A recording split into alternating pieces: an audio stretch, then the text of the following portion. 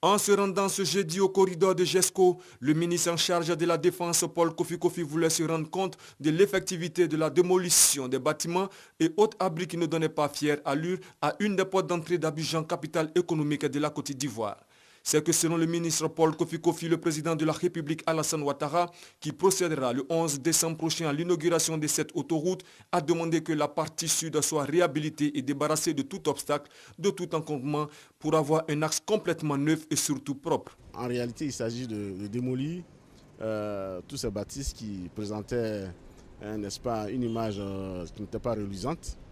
Et c'est ce que nous sommes en train de faire avec l'appui du ministère de l'Environnement, de la Salubrité et du Développement durable, mais aussi du ministère des Infrastructures économiques. Compte tenu du fait que nous sommes à l'entrée et à la sortie d'une autoroute, il faut assurer la fluidité.